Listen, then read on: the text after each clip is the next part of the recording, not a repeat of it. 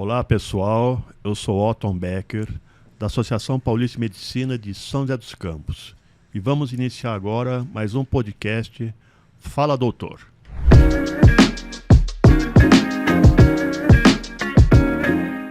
Pessoal, estamos chegando aqui, dia 8 de março, é o Dia Internacional das Mulheres.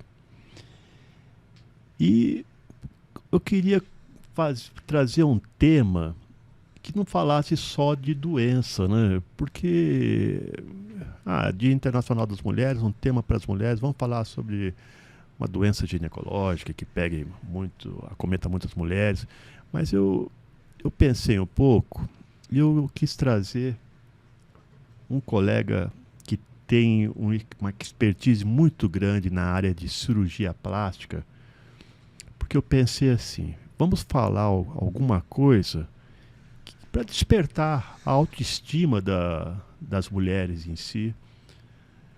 Esse podcast ele é direcionado mais para um público leigo, né? Colegas médicas, colegas médicos também vão assistir, mas o direcionamento principal é para um público leigo, né? Então eu pensei em fazer algo que fosse importante para a pessoa refletir um pouco, né? Desmistificar um pouco também que a cirurgia plástica existe só para milionário. Não é bem assim, né? E a cirurgia plástica, por si só, não é só esse glamour, né? É só beleza. Não. Cirurgia plástica também é a parte dos grandes queimados, poxa.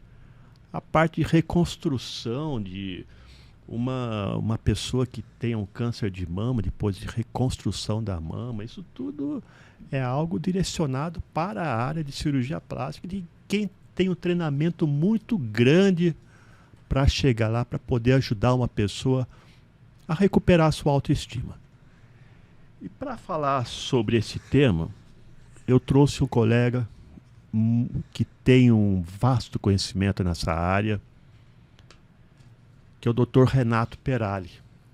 O Dr. Renato Peralli, ele é graduado pela Faculdade de Ciências Médicas de Santos, a grande FICEMES, né? E ele foi pós-graduado, fez sua residência médica em cirurgia geral pelo Complexo Hospitalar do Mandaqui. E posteriormente ele fez a parte de cirurgia plástica na Universidade de Santa Cecília. Mas ele fez estágio, tratamento de queimados, no Hospital João 23 de Belo Horizonte. Tá? Não é só glamour, né? Então, também tem coisas que a gente ajuda muitas pessoas, né? Nessa parte de reconstrução. Tem algumas coisas que o povo mesmo não sabe que o cirurgião plástico também faz.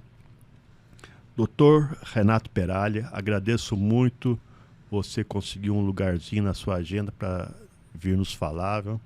Eu gostaria que você agora se apresentasse e depois a gente começa com as perguntas. Bom dia, Otto. Bom dia aos nossos ouvintes aí. E agradeço o convite, né? Achei bem interessante o tema, né? Porque falar só de doença parece que é fácil, né? Falar só de reconstrução, tudo é muito fácil. Mas também desmistificar a estética, né? A estética é necessária. O paciente que procura a gente para fazer uma cirurgia plástica estética ou um procedimento ambulatorial estético é um paciente que também sofre, né? Exato. Segundo a Organização Mundial da Saúde, a saúde é o bem-estar biopsicossocial, né? Então, com certeza, se você tem alguma coisa que está te incomodando, e incomodando a você, não é incomodando ao marido, à esposa, ou sei lá, alguém que está te pressionando a fazer algum procedimento, mas principalmente você tem alguma queixa, uma insatisfação, e às vezes adolescentes, né, que tem uma mama muito maior que a outra, deixa de frequentar um clube, ou que tem a orelha de abano muito aberta, e aí vai, né? Então, são etapas da vida que a gente precisa corrigir cada uma no seu tempo certo. E sem esquecer que também do lado masculino existe, né? Mas hoje a gente quer direcionar mesmo para as mulheres, tá? Perfeito. Primeira coisa, Dr. Peralli, O que leva mais as mulheres a procurar o cirurgião plástico?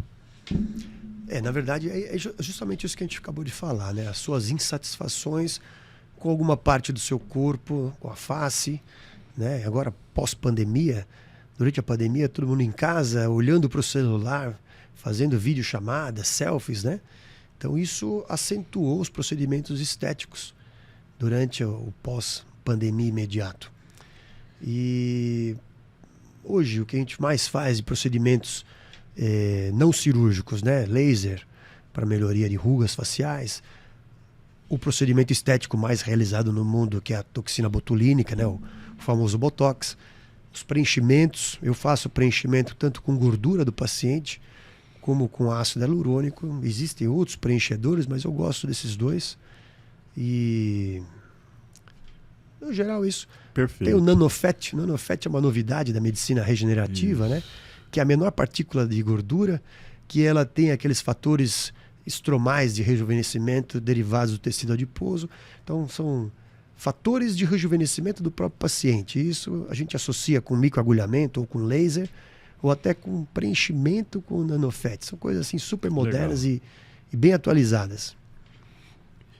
E a gente sabe que na medicina, como qualquer outra área, né? Mas a medicina, e principalmente as áreas da medicina que envolvem cirurgias em geral, a gente vê que a cirurgia plástica ela é uma área muito visada assim, em termos de procurar alguma coisa que não seja certa, né? Então, eu queria que você me falasse uma coisa que eu acho muito importante, né? Como você escolher um cirurgião plástico? Porque hoje você abre na internet, você vê milhões e milhões de exposições de pessoas que não têm a menor habilitação querendo fazer coisas que não são da sua expertise. Então, me fala, doutor Peralli, como escolher um cirurgião plástico? Isso é uma coisa que é bem atual, né? Porque antigamente era o boca a boca, né? Alguém que fez e ficou bom e gostou, tal. Continua também, né? Continua também. Vinha muito paciente antigamente por indicação dos colegas, não que não venha hoje, mas a grande maioria dos pacientes hoje vem pela rede social ou pelo Google ou pela internet em si. Por quê? A pessoa hoje é uma geração da internet, né? Uma moçada de 25 anos, ali um pouco menos, um pouco mais, todo mundo procura no celular alguma referência no assunto. E isso que você falou é tomar cuidado.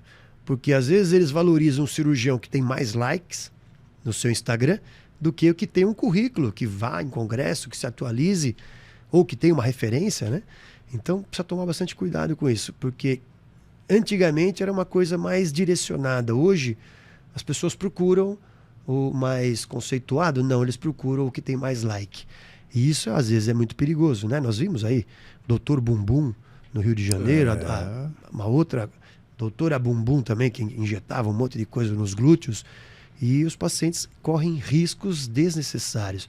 Outro dia, num debate aqui numa regional São Paulo, fez aqui da Sociedade Brasileira de Cirurgia Plástica, e o presidente perguntou para um juiz que estava lá palestrando, porque a gente fica tratando as sequelas daqueles que às vezes nem médicos são e tornam-se referências na internet de procedimentos médicos, procedimentos cirúrgicos e procedimentos que às vezes nem são liberados para fazer. Olha o perigo, né? Então tem que ficar esperto para isso, né? Então a dica que eu digo assim há muitos anos: entra no site da Sociedade Brasileira de Cirurgia Plástica. Exato. Não tem complicação? Quem é da sociedade? Não tem complicação. A complicação é estatística. Então, se está dentro da estatística, tudo bem, pode acontecer. Agora, se o cara está tendo muita complicação, muito além da estatística, alguma coisa está errada. Então, certamente, quem é da Sociedade Brasileira de Cirurgia Plástica, ou algumas sociedades internacionais, então vai de encontro com as atualizações constantes, certamente eles têm menos estatística, eles têm mais pudor na hora de indicar ou de fazer algum procedimento. Exato. Me diz então, como que é a escolha do procedimento mais adequado, né? Como você falou, né? a indicação só de amigas, a indicação do profissional? Como que é essa escolha, hein? Hoje com a telemedicina, né? Muita gente quer fazer consulta online. Então eu falo, pode até fazer uma pré-consulta online, mas especialmente pacientes de fora do país que às vezes vêm operar com a gente. Eu falo, a pré-consulta ela é para a gente ter uma ideia, mas quando chega no consultório, e é importantíssima essa consulta presencial, porque às vezes o que a paciente imagina que ela queria fazer não é bem aquilo. Então, eu quero fazer colocação de prótese mamária, por exemplo. Quando ela chega com a gente, não é uma colocação simples de 45 minutos, com uma incisãozinha de 4 centímetros. E sim uma mastopexia. Tenho que tirar a pele, suspender aquela mama, porque já tem flacidez, tem muita estria, não tem tanto tecido.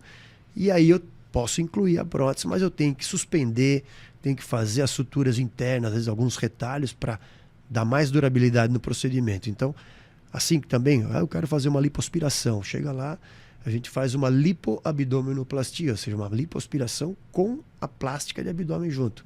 Porque tem que retirar a pele, tem que corrigir a diástase muscular. Então, às vezes a paciente chega com a ideia perfeita, né? Hoje tem muita informação na internet, mas ainda existem aquelas que, vamos dizer, uns 30%, que chega com uma ideia e a gente acaba indicando algum outro procedimento. Então, vale a pena sempre ouvir o que o cirurgião tem a dizer.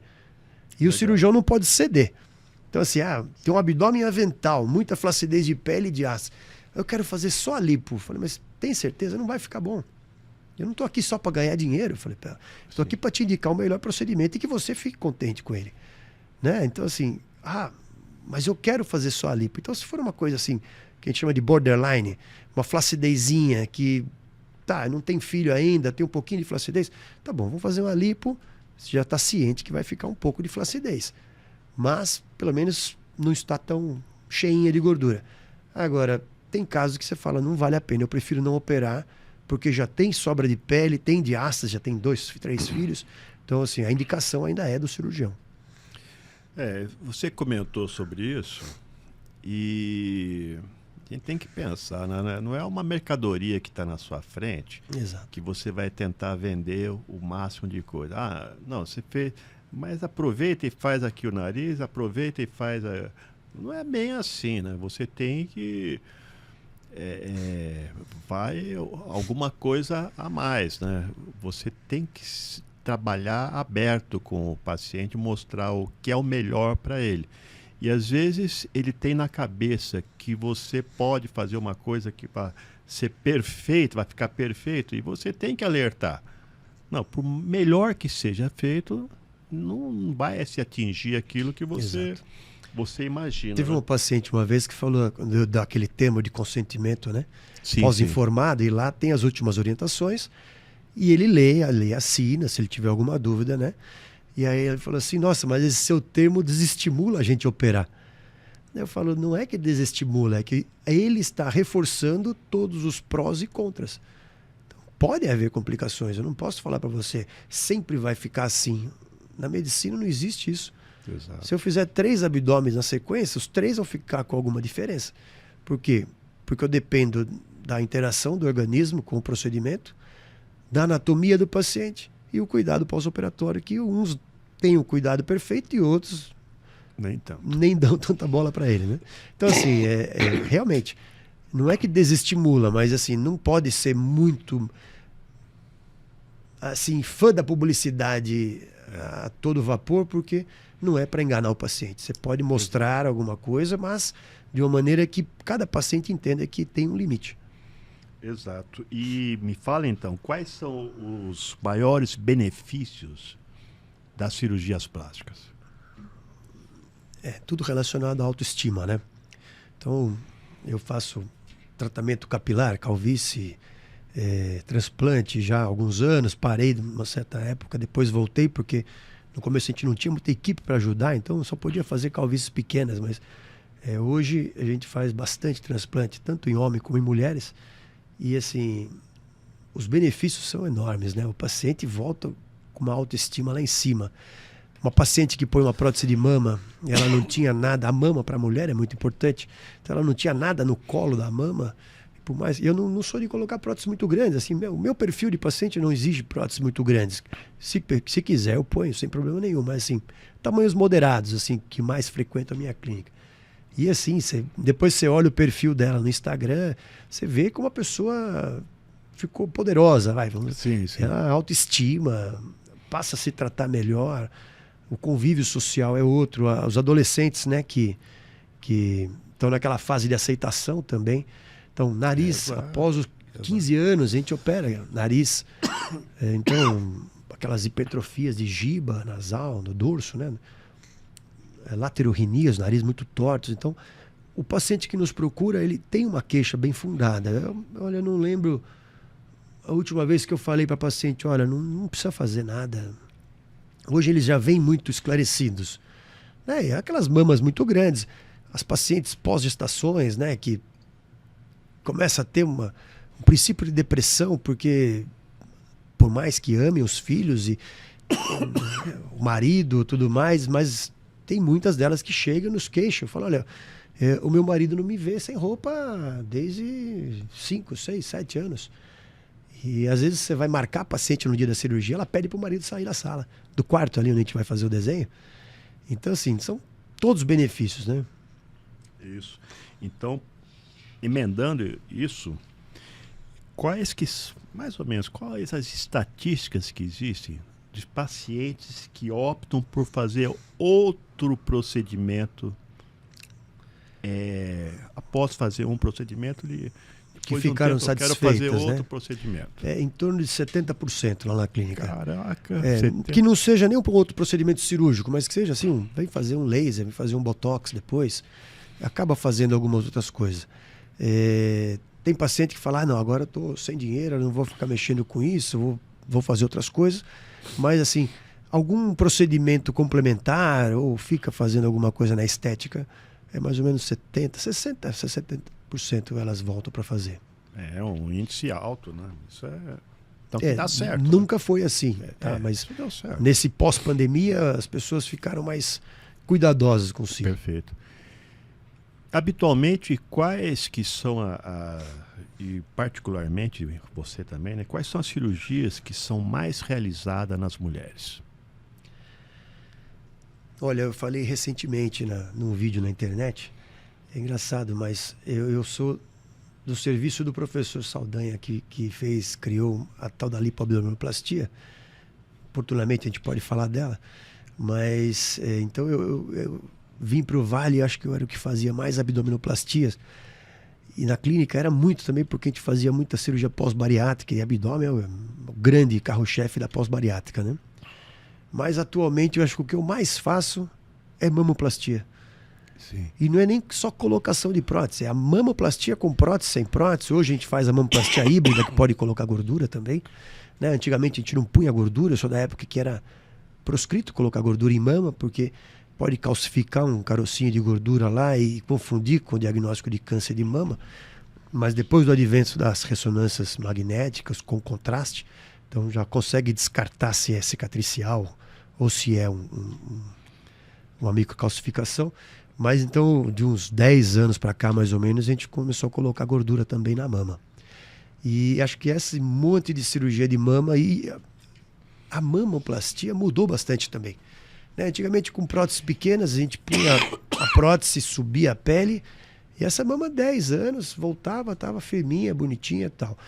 Com as pacientes que começaram a aumentar o tamanho das próteses, querem mais, 350, 375, 400, 410. Então, a mama não consegue ficar mais tão sustentada, porque tivemos que rever as técnicas, né? Então, os congressos estão aí para isso. Então, a mama estruturada, o que chamam de sutiã interno, de uma maneira mais de publicidade, mas a estruturação interna para evitar que essa prótese desça e vá para o lado. As colocações das próteses submusculares, que antigamente a gente só punha quando a paciente não queria que ficasse muito artificial a mama. Então, quando tem ptose hoje, quando tem queda da mama, eu coloco 90% das próteses submusculares para ajudar a segurar um pouco o peso da prótese, né, e tentar aumentar essa durabilidade. Então, assim, acho que isso nos trouxe muita paciente de mamoplastias. Mas eu faço lipoaspiração bastante também, que é o serviço do professor que trouxe a lipoaspiração para o Brasil, em 79. E as abdominoplastias que eu nunca deixei de fazer. Mas faço facelifting, blefaroplastias, rinoplastias. Eu faço de tudo, faço bastante coisa. Legal, viu? Então, deixa eu te perguntar uma coisa. Transplante capilar, né? É algo que está em uma crescente, né? O transplante capilar, né? Porque a gente sabe que tem alguns medicamentos que você usa, mas aí tem que se usar a vida toda. E é difícil, né, para a pessoa ficar utilizando o medicamento para impedir que o fio... miniaturização do fio, né? E é um procedimento que está aumentando muito. E a gente pensa, quando você fala em implante capilar, você pensa só no masculino, né? Eu confesso para você que eu tenho muito pouco cabelo, né? Meu pai tinha muito cabelo, tenho 7 irmãos, 3 mulheres, 3 homens, né? Os 3 homens têm bem menos cabelo do que eu. Meu pai tinha bastante cabelo. Mas minha mãe, ela tinha pouco cabelo. Engraçado, né? Então, também se faz implante capilar em mulheres? Sim. A calvície... Então, bom, a queda de cabelo pode ocorrer por diversas causas, né? Estresse, déficit de vitaminas, dentre outras, calvícies cicatriciais, tudo mais, as fúngicas e tudo mais. Sim.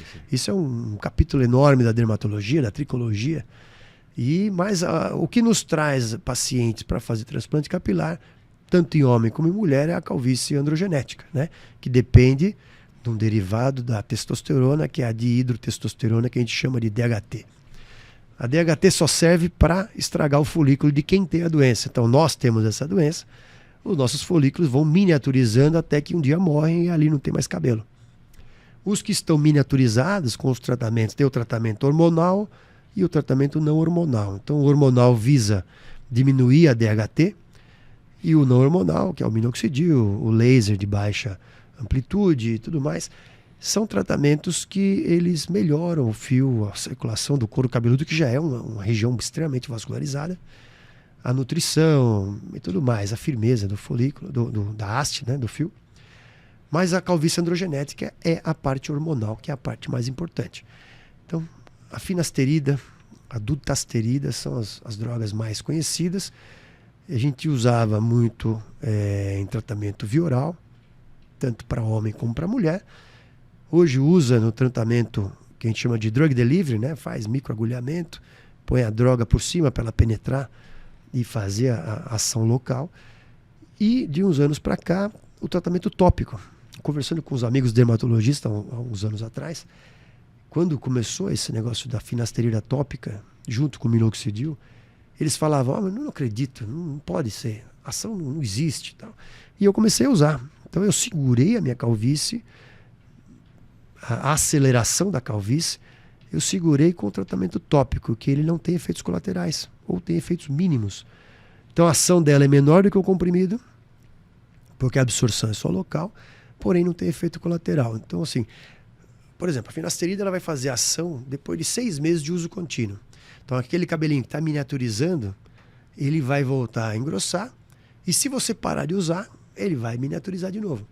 Então, o que acontece o paciente já usou e viu, depois parou porque tinha que usar a vida toda. É isso. A calvície ela é progressiva, a calvície ela é evolutiva. Vai todo mundo chegar naquela grau 7, que só tem aquele cabelinho em volta? Não. Meu pai e meus 2 avós chegaram na grau 7. Eu tenho 50 anos.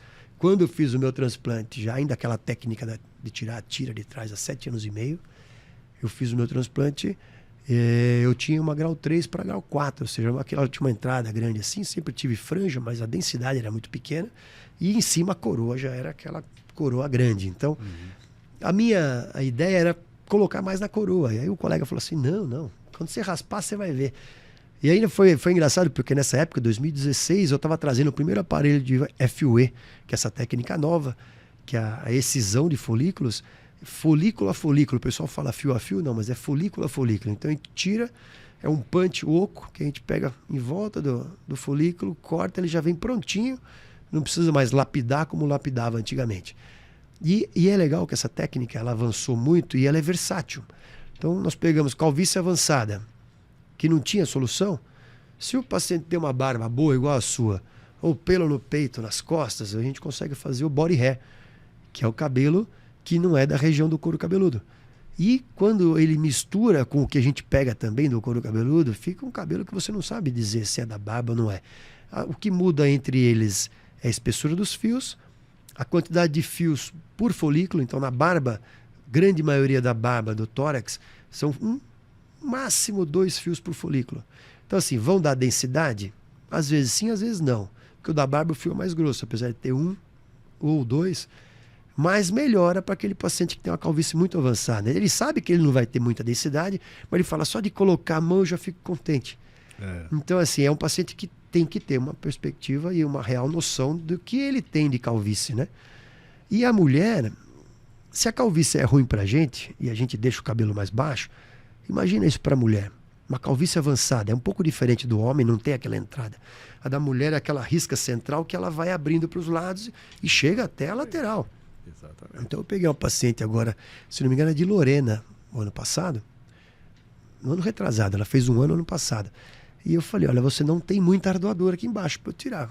Mas assim, a calvície da mulher é diferente, ela não fica lisinha, igual a do homem, ela fica com menos densidade. Exato. Então eu falo, também não adianta eu querer colocar muito folículo, que eu acabo matando na hora que eu furo para colocar o cabelo, o que ela tem.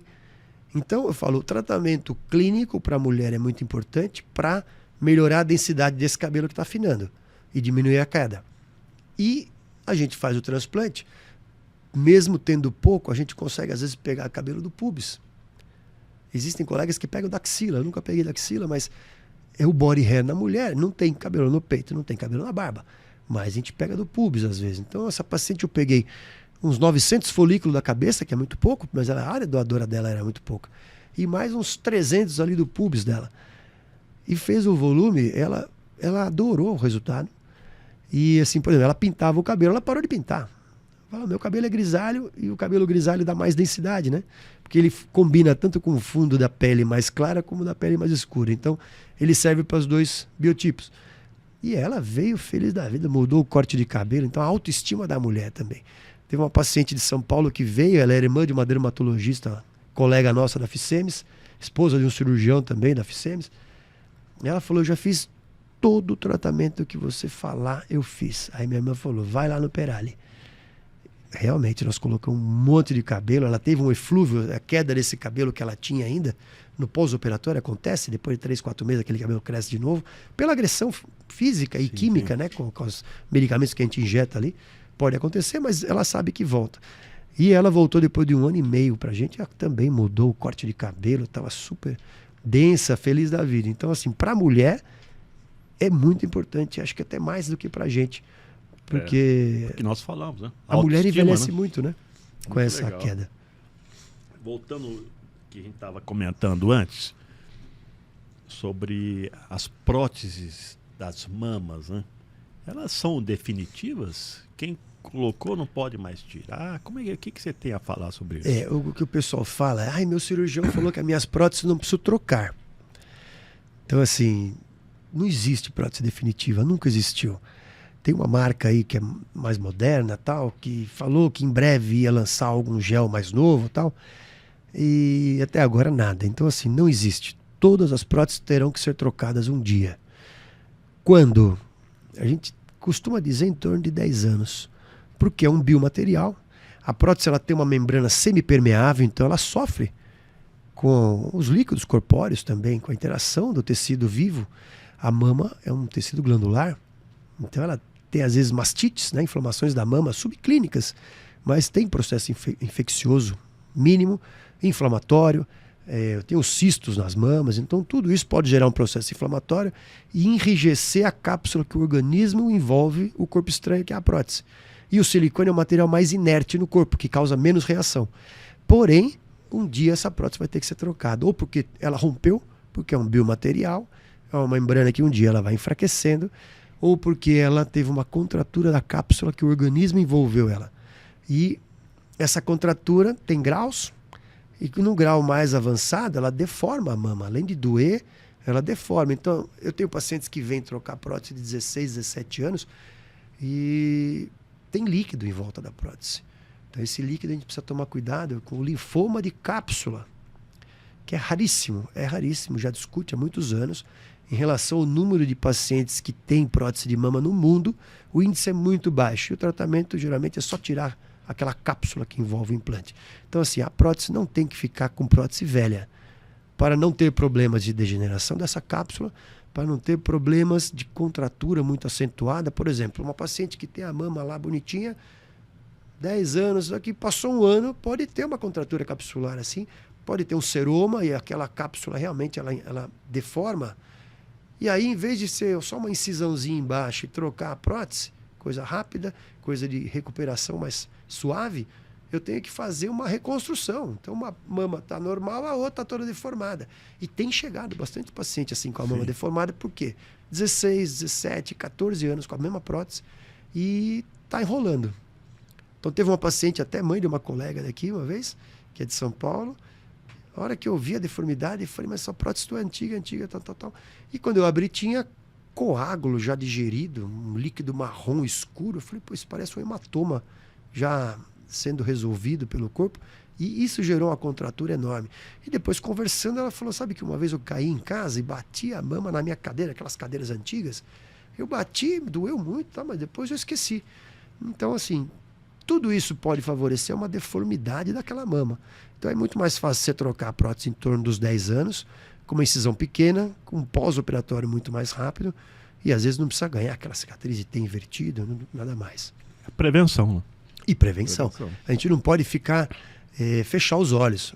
Sim, estatisticamente o linfoma de células gigantes, ele não acontece. Sim, mas sempre que a gente achar um seroma tardio, a gente tem que pesquisar. Graças a Deus eu nunca vi. Já vi muitos seromas tardios, mas nunca peguei um linfoma. Mas a estatística é muito pequena. Então, por isso que não existe uma proibição. Os benefícios da prótese são muito maiores. Usa-se silicone em várias partes do corpo, não é só na mama, né? Não é só prótese. Então, assim, a gente não pode falar, não existe.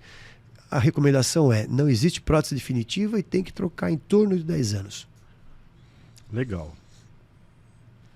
Mudando de novo. Eu queria que você comentasse comigo, né? Qual que a diferença da lipo tradicional e a lipo, o pessoal fala lipo HD. High definition. High definition. Qual que é a diferença? Na verdade, o Dr. Saldanha ele fala que a lipo HD, tem até um livro dele recente, que é a terceira geração da lipoaspiração. Então, primeiro era aquela lipoaspiração tradicional, né?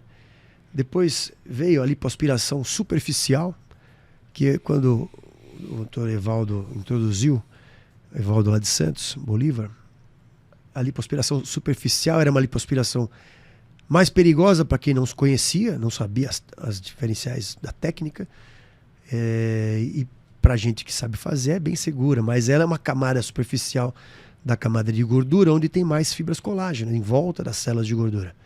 Então, a lipoaspiração também estimula a retração da pele. Então, ele tinha casos, nós também temos, de lipoaspirações que a gente fazia com uma cânula mais fina, de uma seta técnica na camada mais superficial, que estimulava mais a retração de pele, principalmente retração de flancos laterais, de culotes, coxa interna, braços, papada. Então, era uma maneira de lipoaspiração já diferenciada em relação à lipo tradicional, a lipo anterior, que era uma lipo para tirar volume, né? Então, lipava-se mais a camada profunda para tirar mais volume e depois veio a lipo superficial para tratar também a camada superficial para dar retração de pele. E aí, nessa época, ainda surgiram a lipoaspiração a laser, o Vaser, que é ultrassônica. Agora tem o Renuvion, né, que também é uma outra tecnologia também para retração de pele. Eu faço a laser já tem 16 ou 17 anos para retração de pele. Eu uso o laser hoje também para dar mais, soltar, porque hoje raramente você tem uma paciente que é virgem de lipoaspiração ou de procedimento estético que injetaram na barriga para derreter gordura. E todos esses procedimentos prévios geram algum grau de fibrose naquele tecido gorduroso. Então eu uso o laser para soltar essa fibrose e estimular mais retração de pele. E a lipo HD? A lipo HD não é para todo mundo. É uma lipoaspiração. Se eu pegar a gente que tem mais flacidez na barriga, fizer aquelas tanquinhos, fica horroroso. Por quê? Porque nós não temos um biotipo para fazer uma definição artificial.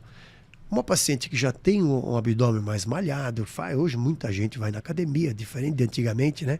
Hoje a preocupação com as academias é muito maior, a saúde. E a lipoaspiração HD é para isso, para a gente não é o intuito de retirar gordura, e sim de revelar o que está por baixo da pele, e daquela pouquinha gordura que tem em volta. Então, é o paciente que se cuida, mas tem uma gordurinha localizada e quer aproveitar para dar uma definida ali onde tem a musculatura, entre um músculo e o outro, a gente consegue lipoaspirar um pouco mais superficial essas regiões. Então, voltando para a lipoaspiração superficial da segunda geração, a gente consegue revelar a musculatura que ele tem subjacente e fica um aspecto mais bonito. Então, nas mulheres, eu faço uma média definição, faço aquela linha mediana, as linhas laterais, os oblíquos. E no homem, a gente faz também a marcação dos gominhos, quando ele quer, quando tem um abdômen mais propenso a aparecer. E na mulher, só se for aquela mulher de academia mesmo, eu faço os gominhos. Senão eu faço só essa média definição, que elas ficam super contentes. Legal, viu? Mas afinal, eu precisava que você me falasse. Você comentou muito, né? Dr. Saldanha, né? Eu queria finalmente que você me falasse o que é lipoabdominoplastia e se realmente é mais seguro. Na verdade, assim, o conceito lipoabdominoplastia não é uma abdominoplastia mais lipoaspiração. Né? O paciente pensa, isso aí eu vou fazer então uma lipoescultura com abdominoplastia. Não. É uma técnica de abdominoplastia onde a gente utiliza a lipoaspiração para descolamento dessa pele seletivo e a gente consegue diminuir um pouco a espessura do retalho de pele que vai descer, consegue descolar para amarrar a musculatura quando tem diástase, né, que tem um abdômen mais flácido, e retirar a pele. Então, por que ela é mais segura? O Dr. Saldanha criou essa técnica quando eu estava entrando na residência lá em Santos. Foi em 2001, 2002. E a gente participou desse desenvolvimento da técnica, que não é uma coisa que surge de um dia para o outro. Então pesquisava-se por que ela é mais segura. Então foi fazendo HC em São Paulo, uma equipe fazendo ultrassom dessas pacientes e via que se preservava 74% a mais da vascularização do abdômen para essa pele que a gente estava descolando. Porque quando você levantava a pele e cortava tudo com o bisturi, você vinha até a região inframamária aqui, cortava tudo. E ali você lesava um monte de vaso. Perdão. Então, com a lipoaspiração, e as cânulas são como se fosse o dedo da gente, não são cortantes, elas são arredondadas, então a gente desvia do vaso. E você preserva 74% dessa vascularização. E é uma coisa muito importante, porque preserva artéria, veia e linfático. Na região do abdômen inferior, a gente preserva uma parte da gordura só na parte central, onde vai amarrar o músculo, que a gente tira uma fita de gordura.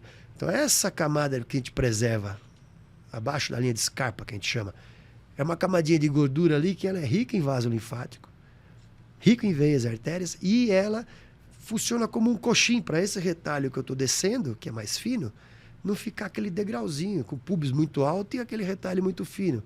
E também não tem espaço morto, que a gente chama, para não juntar líquido, não fazer a complicação chamada seroma. Então, assim, são várias pequenas coisinhas. Por que não tem seroma? Porque não tem espaço morto, porque tem mais linfático, então a paciente começa a fazer as drenagens linfáticas, eu mando fazer já no dia seguinte. Então, aquele líquido de toda a agressão que a gente faz na cirurgia, ele já vai indo embora, com as toxinas, com os restos celulares. Então, a paciente se recupera mais rápido. O descolamento é menor, é um descolamento mais anatômico, preservando vasos, e a recuperação é mais rápida. Então, lipoabdominoplastia é a lipoaspiração ajudando a abdominoplastia para ser menos agressiva, vamos dizer assim, no descolamento. A gente lipoaspira a região do flanco lateral, porque a incisão às vezes não chega lá atrás. Quando tem muita pele, ela já retrai um pouco da lipoaspiração, você acaba ganhando um pouco menos de cicatriz. E o contorno corporal. Hoje tem a lipoabdominoplastia de alta definição, para algumas pacientes que também querem revelar um pouco da musculatura lateral. sempre pensando que tem que ter mais cuidado porque está sendo descolada essa pele. Eu falo para paciente, inclusive está no meu termo de consentimento, que às vezes ela fala assim, mas aqui no meio ficou um pouco alto. Sim, mas você não fez lipo. Quando é só lipo, eu posso fazer uma lipo bem fininha, não tem problema nenhum. Você fez lipoabdominoplastia, ou seja, eu descolei essa pele. Então essa pele descolada está sendo vascularizada pela redondeza, e não é um vaso que está ali, e eu não posso deixar menos do que 2,5 centímetros de gordura, senão a gente tem aquelas feridas embaixo, aquelas úlceras, que são as necroses, né? E aquela necrose, eu falo, na hora a gente não tem como perceber. Não existe nada que me faça falar, posso lipar mais ou não. É uma questão de bom senso e experiência. Então, assim, é melhor, às vezes, você, depois de 6 meses, fazer uma outra lipinho menor ali, e aí você pode limpar outras partes do corpo, se quiser, do que eu avançar nessa segurança do retalho, ter uma necrose que vai ficar uma cicatriz ali pra gente lembrar da vida toda, porque eu também lembro. Né? Mas isso é importante, né? Isso é importante, porque às vezes é mais importante não o que eu devo fazer, o que eu não devo fazer. Exato. Sabe? E é um limite que a gente não tem, não é? Que... Não é igual comprar uma camiseta, eu falo. Exato. Né? Exato. Mas isso é muito importante você estar comentando sobre isso. Agora, eu queria que você comentasse comigo. Eu ouvi falar, mas também não... O que vem a ser o Mommy Makeover? Olha que nome bonito, né? Nós temos... E quando que a gente deve realizar isso? O Mommy Makeover é mais um nome que surgiu na internet, né? Como antigamente tinha a Lipulite, a medicina estética, né? Que não é uma especialidade médica, né? Não é reconhecida pelo CFM, mas antigamente a gente tinha a lipo com local, fugiu o nome da lipoaspiração, e eles foram inventando nomes para ficar bonitinho na internet. E aí o Mommy Makeover é o que a gente fala, que é a associação das cirurgias pós-gestações, né?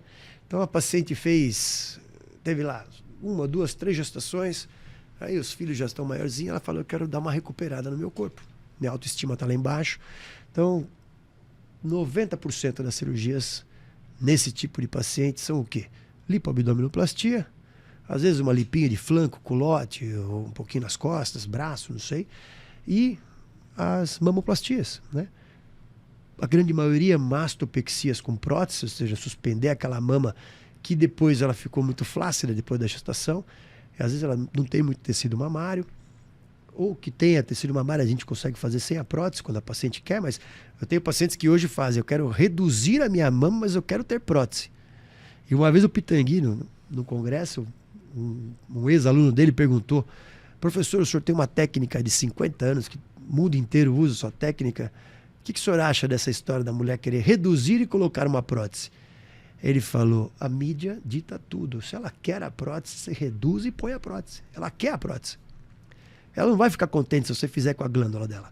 Porque ela já tem a ideia fixa que ela quer ter uma prótese. Ela já tinha a mama feia há muito tempo, grande, caída. Então ela quer que você reduza, então você tira um pouco mais, mas dê a prótese para ela. Você pensa que uma pessoa de quase 90 anos, na época ele já tinha, ele falava assim, todo mundo já conhece minha técnica, eu posso falar que eu tenho casos maravilhosos, casos não tão bons, mas se eu falar para ela que ela não vai ter a prótese, ela vai falar, não vou operar com você. Não é assim? Então assim... É factível? É. Você está enganando a paciente? Não. Ela quer ter uma prótese. Então você vai, tira um pouco mais da mama, põe a prótese e ela vai ficar contente com a prótese. Então o Mommy Makeover é o quê? É a cirurgia pós-gestações, não imediata, não é ali, acabou de ter. Mas assim, é a paciente voltando a ter a sua autoestima lá em cima, né? Principalmente pós-gestações. Isso, e sempre tudo muito explicado, né? Sempre tudo muito explicado. Paciente, né? Cirurgia associada ou não. Se ela é uma paciente rígida, não é obesa, não tem nenhum problema de saúde, você pode associar? Pode. A mama pequenininha, com o abdômen menorzinho, pode fazer uma lipoaspiração um pouco maior? Pode. Por quê? Porque ela vai sair um pouquinho de pele aqui, um pouquinho na mama, pode lipar um pouco mais. Mas não, se a paciente ainda tem um quadril grande, vai fazer uma lipo grande, mas o abdômen dela, o avental é grande. Então vai sair pele, aquela pele sai com sangue. A mama era muito grande, vai sair mais. Então sair 90, 100 gramas de uma mama é diferente de sair 350 de cada mama. Né? Tomar então, cuidado para a emenda não sair pior que o soneto, né? Exato. Mas que legal, viu? Uma outra, a gente está chegando aqui quase no final, viu? Mas eu precisava perguntar isso. Na cirurgia do contorno glúteo, né? Quais opções? E novamente perguntando o que não deve ser feito. Aí agora eu vou gerar polêmica. Na verdade, é assim, cirurgia do contorno glúteo tem duas opções. Primeira delas, a gordura, para quem tem, né? Se você tem de onde tirar um pouco de gordura, você coloca na região do tecido adiposo. Existe uma técnica antiga que era intramuscular. Eu não cheguei a fazer essa técnica, mas colegas fizeram e eram técnicas aceitáveis. Só que já existem muitas complicações de colegas pelo mundo que tiveram problemas de injetar gordura nos grandes vasos glúteos e essa gordura ir parar no pulmão, né? Sim. E fazer embolia gordurosa. Perfeito. Então, assim, a Sociedade Internacional de Cirurgia Plástica, a sociedade americana que a gente pertence, tornou-se proibitivo colocar gordura dentro do músculo glúteo. Por quê? Porque existe a chance de essa gordura, não que você entrou com a cânula dentro, mas você fez uma lesão inadvertida num vaso um pouco mais calibroso dentro do músculo. E depois colocou a gordura ali em volta. E se é uma veia, ela aspira com o processo inflamatório ali, ela aspira um pouco dessa gordura. Você não precisa entrar com a cânula.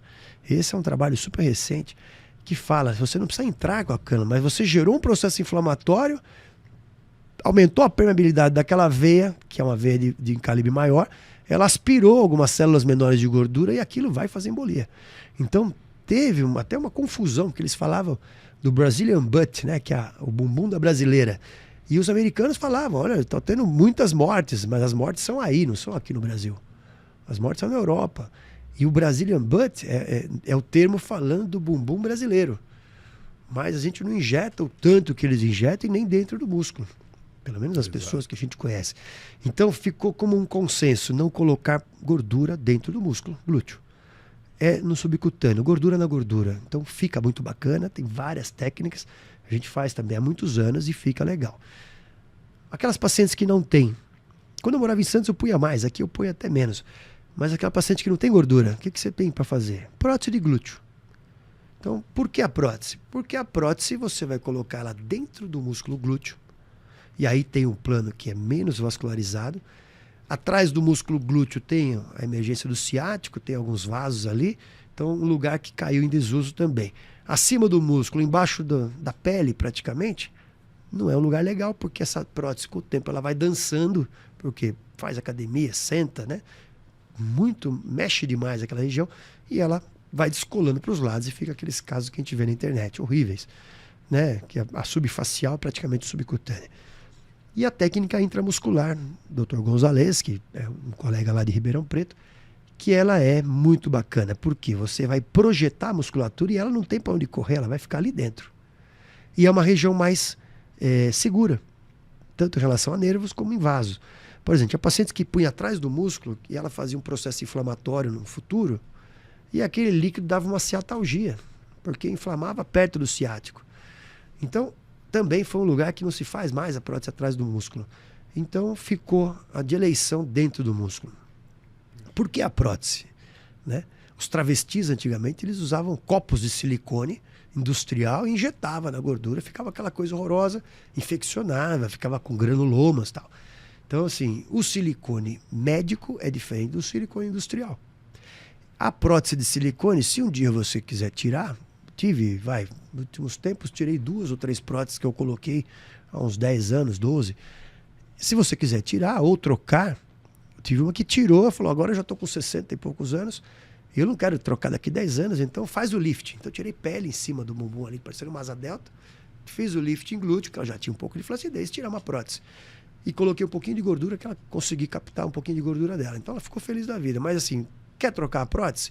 Você abre o músculo, você tira a prótese e coloca a outra. Essa é a vantagem do silicone. Além da beleza que dá, não fica visível porque ele está dentro do músculo e projeta o músculo. Agora, por que eu vou criar polêmica agora? Porque existem muitos profissionais, médicos e médicos não especializados na nossa área e não médicos que se titularam os doutores bumbuns da vida aí, né? Respeito todos eles, mas assim, estão se metendo numa área para ganhar dinheiro e não são extremamente capacitados ou não são cuidadosos o suficiente. Por quê? PMMA, o velho e bom PMMA. O PMMA ele é liberado para usar em paciente imunossuprimido, ponto.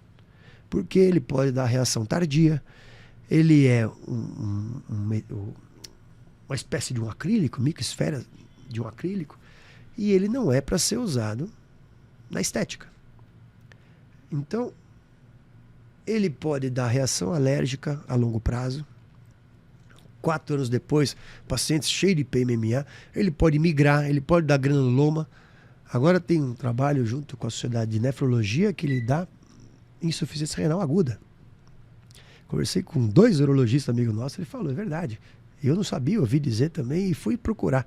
Então, assim, não é para usar. Tem gente usando, bastante gente usando, e eles não alertam os pacientes sobre os riscos.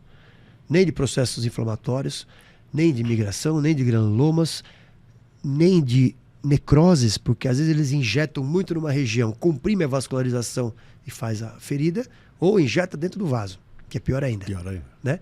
E no glúteo, você coloca aquele monte de grânulo e aquilo vai fazer granuloma, vai ser englobado, um monte daquelas partículas, o organismo não consegue digerir e aquilo pode endurecer e fica horrível, não tem como fazer para tirar.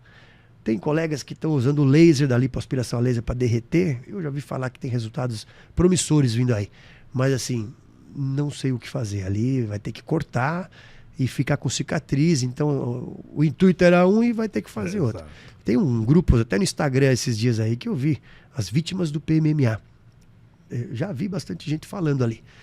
E agora tem esses géis, né? Essas soluções de óleos que a estética está injetando, principalmente os não médicos.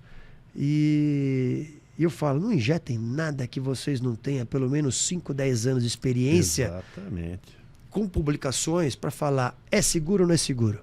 Porque se você fizer, você tem que orientar. Aí o paciente vai decidir se ele quer ou não quer colocar uma coisa que pode ser ruim para ele. Porque senão você está caindo naquele lance da imprudência e imperícia, né? Muito bom. Então, assim, eu acho que seguro é gordura e ou prótese. Perfeito.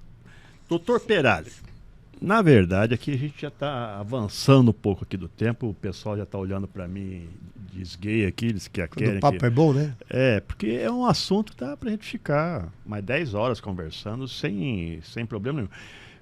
Antes de pedir para você finalizar, eu quero que você aí seja um pouco mais sucinto, né? Em relação a uma coisa que muita gente tem pergunta, a gente ouve falar muito, né? E eu trouxe um colega aqui que especializado em cirurgia bariátrica, né? Mas depois, para falar do pós, né? Esse você pode falar. As cirurgias pós-bariátricas, né? Quais são os tipos mais realizados, tá? Bom, disparadamente a abdominoplastia, né? A abdominoplastia acho que é de cara que o paciente mais quer fazer. Em segundo lugar, as mamoplastias. É o mesmo esquema do pós-gestação, né? A paciente engordou demais, ela ou ele, e a pele ganha muita elasticidade e depois ela não retrai tudo. Aliás, ela retrai bem pouco. Em alguns casos, poucos casos, o paciente tem uma flacidez muito pequena. Hoje eles estão indicando até mais rápido a bariátrica do que antigamente, né? Hoje tem muito mais segurança, tem as técnicas até que menos invasivas, e o paciente que já tem comorbidades, eles tratam antes do que antigamente, né? Então, assim, a gente pega pacientes com pouca flacidez no abdômen e aí faz um abdômenzinho lá bem mais tranquilo do que antigamente, que era aqueles grandes volumes de pele. Eu cheguei a tirar 9 quilos no abdômen âncora de uma paciente e ela tinha, sei lá, 1,50 m. Você imagina o tamanho do abdômen avental dela, né? E hoje isso praticamente não existe mais. Então os abdômenes são menores, as mamas também. As pacientes estão operando até um pouco antes de ficar aquela obesidade muito grande. Perfeito. E isso está permitindo muito mais qualidade de vida. Tem as plásticas do braço, né? Dermolipectomia de coxas também. Lifting de glúteo eu faço bastante. Flancoplastias, ou seja, tirar aquela pelinha do lado do flanco. Então, ela vem e fala, eu quero fazer abdominoplastia, tô magrinha, mas essa pele do lado aqui que pula, por cima da minha calça me deixa irritada. Então você vai fazer a flancoplastia, que a cicatriz estende até lá atrás. Quando junta atrás, é o lift do glúteo. Você pode descolar o bumbum um pouco e puxar ele para cima. Lembrando que essas pacientes não me dão problema nenhum com cicatrizes. Apesar de elas terem, às vezes, aquele abdômen âncora, porque tem muita flacidez acima do umbigo, você não consegue puxar tudo para baixo. Então, às vezes, você faz aquele abdômen com a cicatriz vertical, hoje bem menos. Mas elas aceitam perfeitamente. Existem técnicas cirúrgicas que a gente consegue diminuir a tensão da cicatriz, fios que a gente usa que tem menos reação, então gera menos inflamação no pós-operatório. E o lift facial, né? O lift facial, aquele rosto envelhecido, então eu ponho muito gordura. Eu faço um preenchimento com gordura, porque o rosto jovem não é o rosto esticado. É o rosto esticado, mas com a maçã do rosto, com um pouco de gordura no lábio, não pode ficar com aquela cara muito murcha. Mas que legal, viu? É como eu comentei, né? Dava pra gente ficar horas e horas falando, mas a gente tem um tempo aqui. Isso que só falamos de estética, né? Mas tem... E certamente a gente vai ter mais oportunidade de estar comentando sobre outros assuntos relacionados a essa sua área, né?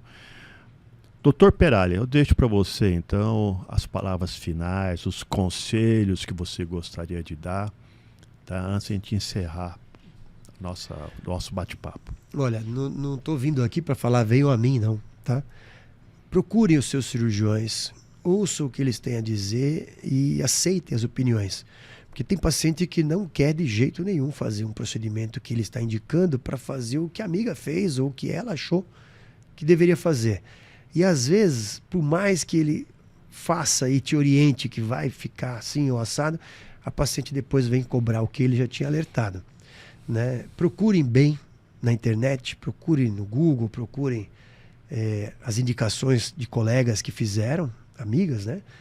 E vejam se a pessoa é atualizada, se vai em congresso, se ela tem boas orientações para te passar e se é da Sociedade Brasileira de Cirurgia Plástica ou das sociedades internacionais, porque certamente essa pessoa está no meio de gente boa do jeito que a gente quer para ser tratado, e não aquele que é bonito, tem um carro bonito, posta coisa bonita na internet, uma clínica bonita, e aí você cai na mão daqueles que não têm a mínima qualificação, né? Então pesquisem bem e sejam felizes. Acho que a cirurgia está aí para todo mundo ser feliz. É isso. E melhore a sua autoestima, se for o caso, né? Exato. Mas é isso. Doutor Peralha, muito obrigado. Eu agradeço. Agradeço muito a sua presença. Eu sei que você tem uma agenda puxada. Te agradeço a sua vinda. Tá? E uma próxima oportunidade, vamos comentar mais sobre esses assuntos, né? Tá, Jé. É isso muito aí. Obrigado. Ficamos por aqui com mais um podcast Fala Doutor.